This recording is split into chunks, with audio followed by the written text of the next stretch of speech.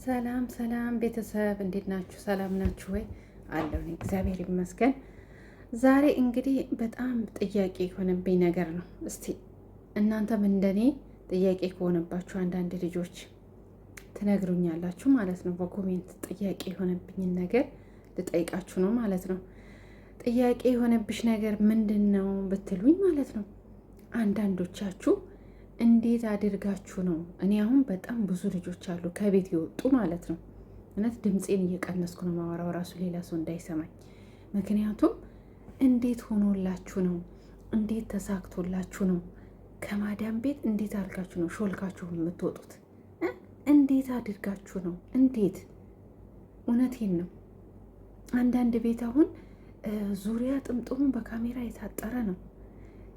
ብዙ ጥበቃዎች ያሉበት ነው። እንዴት ሆኖላችሁ ነው የምትወጡት? እኔ እኮ በጣም ነው የተገረምኩት። በጣም እንዴት አትፈሩ? አትንቀጠቀጡ? ወይ አንዳንዶቻችሁ ድፍረት እኮ ድፍረት አይደለም። እውነቴን ነው። ምንስ ያክል አጥጋቢ ነው?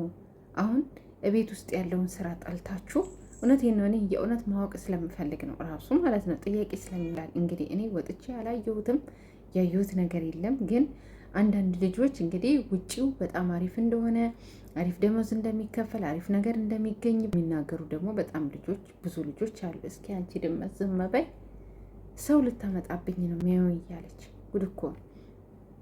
እና እረፍት እንደሚያገኙ ኢጃዛ ቤት ሄደው እረፍት ያገኛሉ፣ ይተኛሉ፣ ጥሩ እንቅልፍ ይተኛሉ፣ ከአለርም ይገላገላሉ።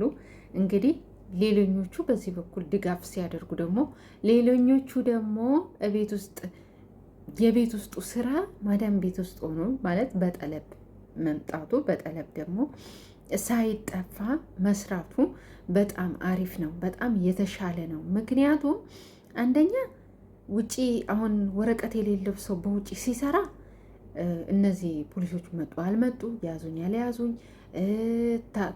አሁን ታፈስኩኝ፣ በቃ የሆነ ጥላችሁ ይከተላችኋል። ከኋላችሁ ጥላ እንደሚከተል እንግዲህ ነፃነት ማጣት ማለት ነው። ነፃነት አጥታችሁ ነው የምትወጡት የምትንቀሳቀሱት፣ እና የሆነ በቃ ነፃነት አጥታችሁ ነው የምትሄዱት። ብትታመሙ በስነ ስርዓት መታከም አትችሉም። በቃ የሰው ፓስፖርት ፈልጋችሁ ነው። ምክንያቱም ከአንድ ቤት ውስጥ ስትጠፉ ፓስፖርታችሁ ምናችሁ ሁሉ ነገራችሁ ጥላችሁ ነው የምትወጡት ማለት ነው። ህጋዊ ያልሆናችሁ ማለት ነው። እና ነፃነቱ በጣም የለም። ብትታመሙ መታከም የለም። እቃል እንኳን ልትገዙ ከቤት ስትወጡ ተደብቃችሁ ነው። ካሁን አሁን ያዙኝ፣ ካሁን አሁን መጡብኝ እያላችሁ እየተሳቀቃችሁ ነው የሚሆነው ማለት ነው። እና እሺ ውጭ የሚወጡት ጠፍተው የሚሰሩት ደግሞ አይ ቤት ውስጥ የምትሰሩት የተሻለ ነው። ቢያንስ እንኳን ሰቀቀን አለው። ተሳቀን ነው ውጭ ሱቅ ስንወጣ ተሳቀን ነው፣ እቃ ስንገዛ ተሳቀን ነው። ለምን ፓስፖርት የለንም የመኖሪያ ፍቃድም የለንም ይላሉ፣ በአንድ በኩል ማለት ነው።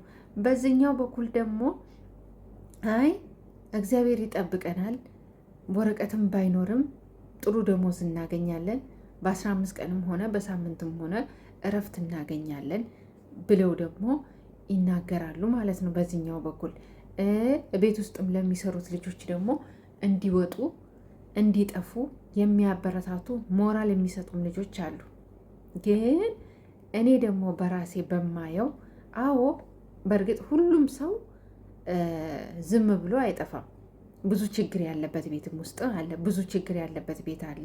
ምግብ የሌለበት፣ መኝታ የሌለበት፣ ብዙ አይነት ነገር ብዙ ቤተሰብ ያለበት። እንግዲህ በስደት ህይወታችን በጣም ብዙ አይነት ነገር አለ። ብዙ አይነት ነገር አለ። የየአንዳንዳችን የምንሰራበት ቤት የተለያየ ነው። እኔ ጥሩ ቤት ልሰራ እችላለሁ፣ ያችኛዋ መጥፎ ቤት ልትሰራ ትችላለች፣ ያችኛዋ ደግሞ በጣም የባሰ ቤት ልትሰራ ትችላለች። አንደኛዋ መካከለኛ ቤት፣ አንደኛዋ ደግሞ በጣም ጥሩ ቤት የምትሰራ ትኖራች። ሁላችንም እንደ እድላችን እንደ የቻንሳችን ነው ማለት ነው የምንሰራው። እኔ አረብ ሀገር እድል ነው ብዬ ነው የማስበው። ለምን እኔ ያለው አንዳንድ ልጆች በጣም መጥፎ ቤት ገጥሟቸው ሲሰቃዩ፣ ፈተና ሲያዩ፣ ሲራቡ፣ ሲጠሙ፣ ከአቅም በላይ የሆነ ስራ ሲሰሩ አያለሁ። በዛውም ጠፍተዋል። እግዚአብሔርን እንዴትስ ሆኖላችሁ ነው ከግቢ ውስጥ የምትወጡት? እንዴት? እውነቴን ነው። እኔ አሁን ለምሳሌ እኔ ያለሁበት ቦታ እንጃ በጣም በጣም ሀርድ ነው። ደጅ ለመውጣት ራሱ ሀርድ ነው፣ እንኳን አይደለም ወጥቼ ለመጥፋት ማለት ነው። እና እንዴት ሆኖላችሁ እንዴት ተሳክቶላችሁ ራሱ እንደምትወጡ እኔ በጣም በጣም ነው የገረመኝ። እውነቴን ነው።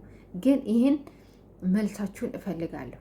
አንድ ሰው መጥቶ ከሀገሩ ሲመጣ ጠለብ ሲመጣ እንደው ክፉ ቤት እንኳን ቢገጥመው 2 ዓመቱን ጠንክሮ ሰርቶ አገሩ ገብቶ ከዛ በኋላ ሀገር መቀየር ወይም ደግሞ ቤት መቀየር አለበት ባይናችሁ፣ ወይስ ቢሮ መቀየር አለበት ባይናችሁ፣ ወይስ ደግሞ እስከነጭራሹ አካቅሙ በላይ ከሆነ ጠፍቶ ቢሰራ የተሻለ ነው ብላችሁ ትላላችሁ? መልሱን ለእናንተ ትቻለሁ ማለት ነው። ለእናንተ ትቻለሁ። ኮሜንት ላይ መልሱን አስቀምጡልኝ። በቀጣይ ሌላ ቪዲዮ እሰራለሁ ማለት ነው። መልሳችሁን ኮሜንታችሁን አይቼ ማለት ነው። ቤተሰብ ያላችሁበት ሰላም ቆዩኝ። ላይክ ሰብስክራይብ እያደረጋችሁ አበረታቱኝ። ሀሳባችሁን አስተያየታችሁን አስቀምጡልኝ። ይህን ነገር ማወቅ ስለምፈልግ ነው። ምክንያቱም በጣም ብዙ ልጆች እየጠፉ ነው፣ በዙሪያ ያሉ በጣም ብዙ ልጆች ከምነግራችሁ በላይ እና እኔ ለራሴ ጥያቄ ስለሆነብኝ ነው ማለት ነው።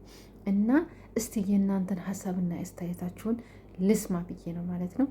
ላይክ ሰብስክራይብ እያደረጋችሁ አበረታቱኝ። ሀሳባችሁን አስቀምጡልኝ፣ ማወቅ እፈልጋለሁ።